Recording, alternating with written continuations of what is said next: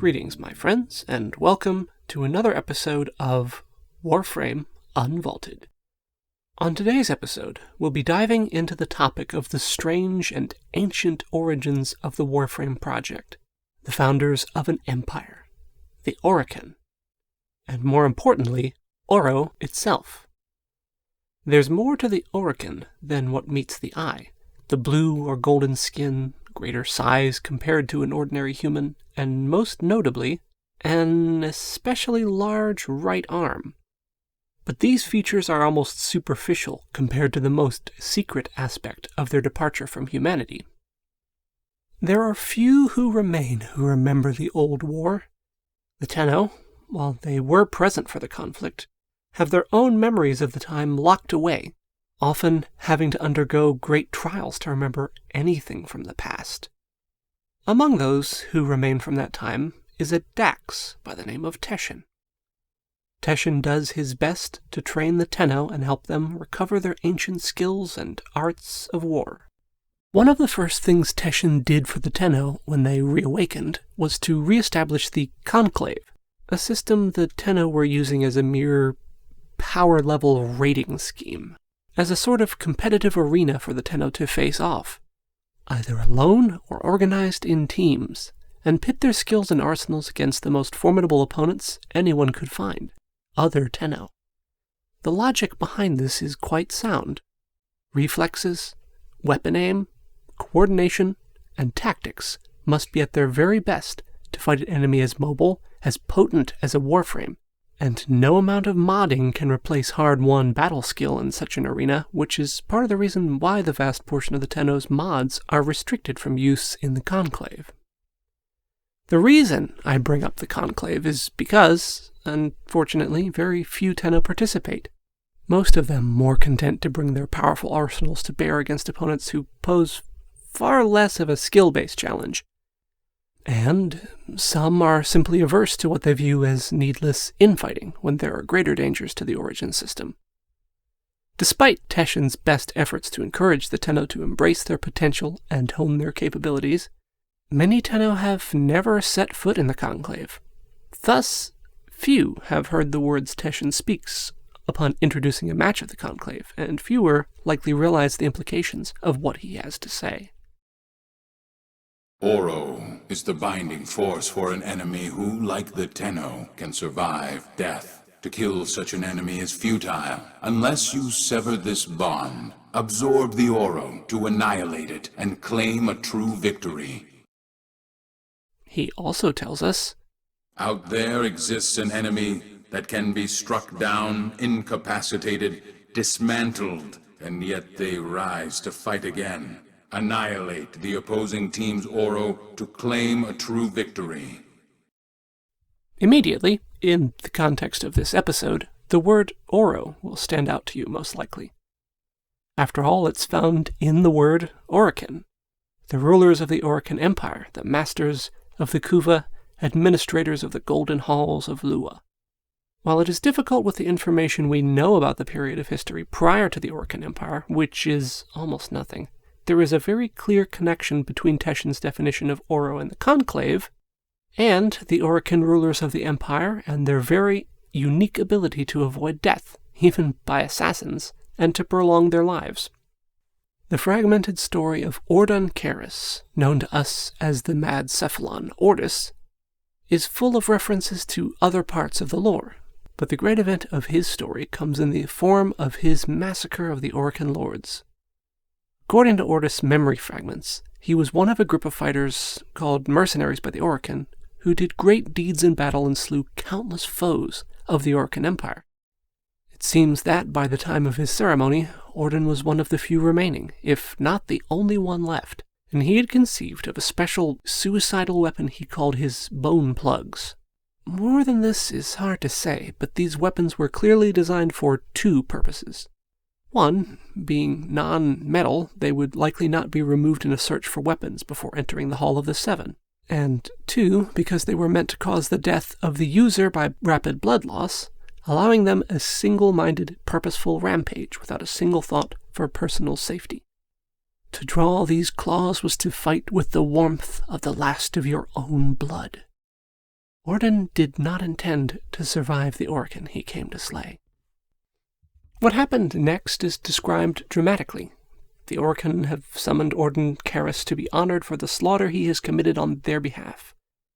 Against who is unknown, but knowing what we do about the Orokin, it is clear they must have had a great many enemies in the days of their empire, as they were also clearly not the only political power in the Origin system. Karis is told that he will be honored with the offer to join them, to become Orokin himself, which is to imply the Orokin were not born, but made. His story goes on. An Orokin addresses him, tells him to rise, stating, "No greater gift, no greater prize, no greater love can we give you, Orden, than this, to be one of us." In his hand he holds a vial of kuva, that mysterious, blood-red substance the Grineer queens are so fond of these days. Upon this, Orden Karis, the beast of bones, unsheathed his bone-plug claws and set upon the Orokin and their Dax guards. But as he stood over the slaughter and his blood drained away, he was met by applause and laughter. Ballas, the executor of the seven, stands over him and says, "How simple and pure you are, you idiot beast.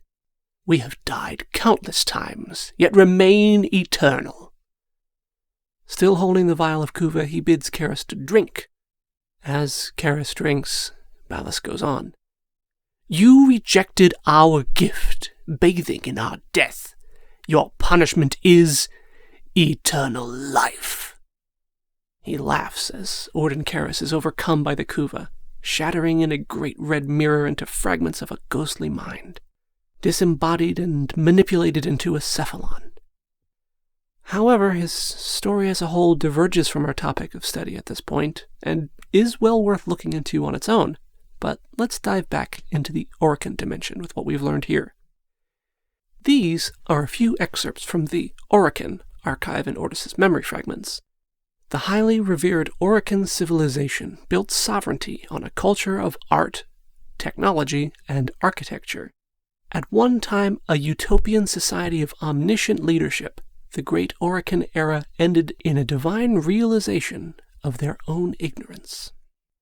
Teshin also describes a feature carved within a mountainside during the War Within as a Yuvan theater, where the Orokin conducted one of their several methods of prolonging their own lives. The empire built on art, technology, and architecture is clearly visible in every place the Orokin applied their will.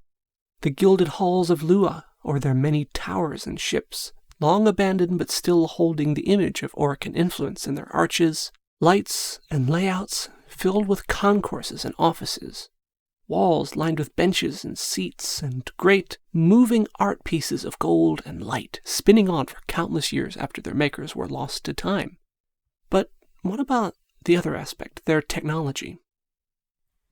There is a famous expression that goes, "Any sufficiently advanced technology is indistinguishable from magic."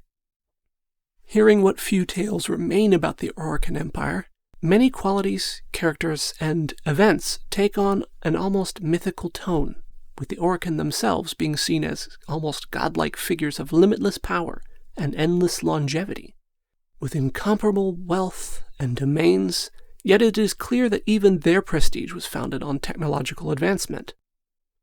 The new cult-like following of Ballas that has emerged in the New War, Narmer, has brought many of these ancient Orokin technologies back from the annals of time. From the great mirrors to their mind-altering masks, to a propensity toward turning their homes and equipment as golden as possible. And of course, the relatively primitive technology of the Grineer is still sufficient to produce, gather, and store kuva, perhaps the most elemental of Orokin technological breakthroughs. So, we come again to the two most basic elements we know, by name at least, in our time. Kuva, the red life liquid, and Oro, called a binding force for those who can survive death. Given Orden Karis' story, the Orokin used kuva for a number of things.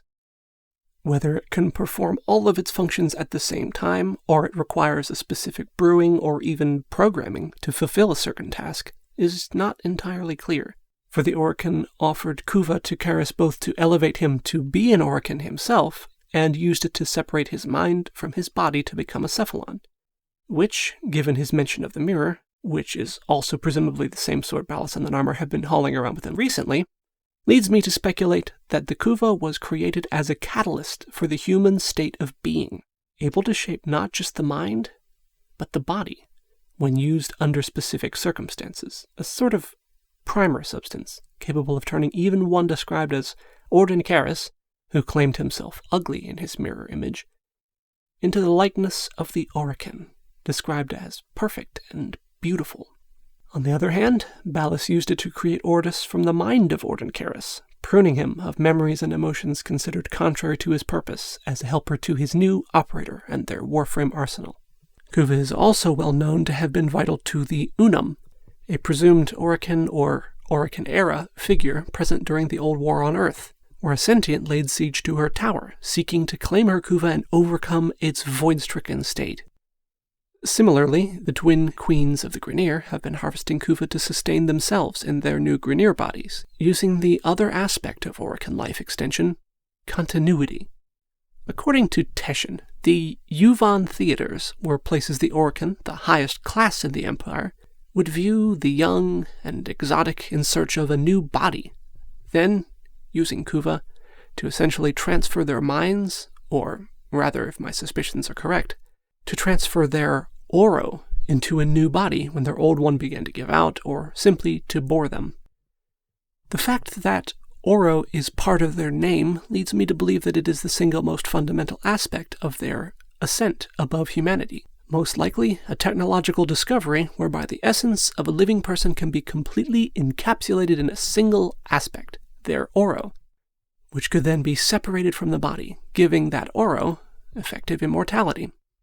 It is quite clear that a great many aspects of Orokin technology deal with the minds of subjects being removed from their bodies, such as the case of the Cephalons, Ordis, Cimeris, and Suda, and possibly all the others of their kind.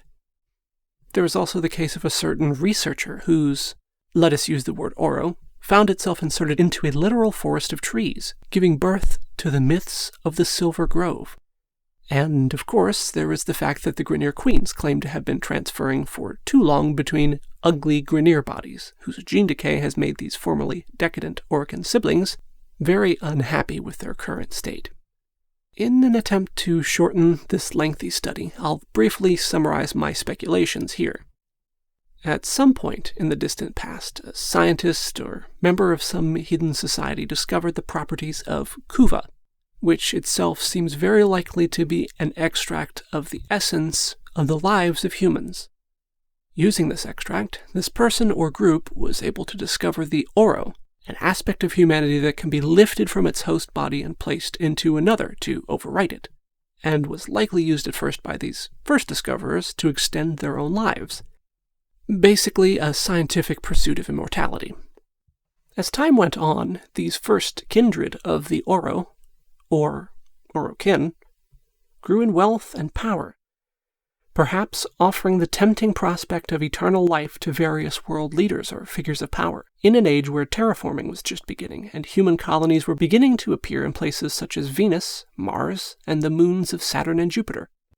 They were clearly not the only power in the system at this time, as descriptions of struggles against their many enemies abound, and they surrounded themselves with Kuva-bound guardians in the form of their Dax for self-defense, and raised armies to conquer the Origin System's scattered colonies under their sole imperial banner.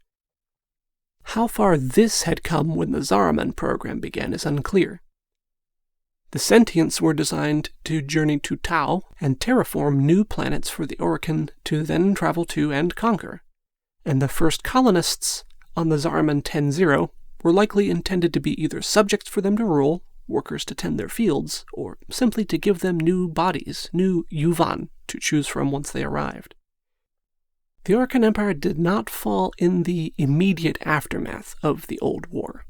There's enough evidence to suggest that there was a fairly long span of time between the two events, and many of the legends about the original Warframes come to us from that time, rather than during the sentient invasion. It was during this time that the sentient called Nata was taken prisoner by Ballas, who used her power of mimicry to transform her into a figure of Margulis to exert control over the Tenno. Unbeknownst to Ballas, Nata had been sent by her father, Hunhao, to undermine the Orokin Empire from within and accomplish what the Sentient Invasion had failed to do in toppling the Golden Men. Ballas had meanwhile betrayed the Tenno to Hunhao, who had in turn instructed Nata to finish her mission in the Empire by betraying the Tenno, who had come to trust her and to destroy them. Nata, on her part, had come to treasure the children of the Zariman and chose to protect them instead from her father, the Orokin, and anyone else who might seek to harm or control them, putting them into a long stasis sleep and shifting the void control station on Lua to pull the entire moon out of the waking sky and into the void, a place even she was forbidden to go. The biggest takeaway from all this information is that the Tenno have something in common with the Orokin, namely Oro, described as a binding force that allows one to cheat death. Seems to me likely that, at the very outset, the discovery and manipulation of Oro, this aspect of humanity, is what made the Orokin the Orokin. Perhaps at first something like a mafia-style family bound by a common purpose in their pursuit of immortality. But as time went on, they grew more and more vain, seeking to perfect their physical appearances and shedding the casual attire of others, adopting an almost Romanesque dress code, dwelling in golden halls with marble floors and great arches, roofs supported by columns of stone and gold. They evolved from a more simple pursuit of immortality to a utopian society, built on the sweat, blood, and lives of the people beneath them, into an empire spanning most or all of the solar system, even trying to spread its reach into other star systems. Ironically, though, it was Oro that was to be their downfall, as only another being with Oro may snuff one out. The Tenno were, perhaps, the only beings outside of the Orokin themselves who could actually kill them, once and for all.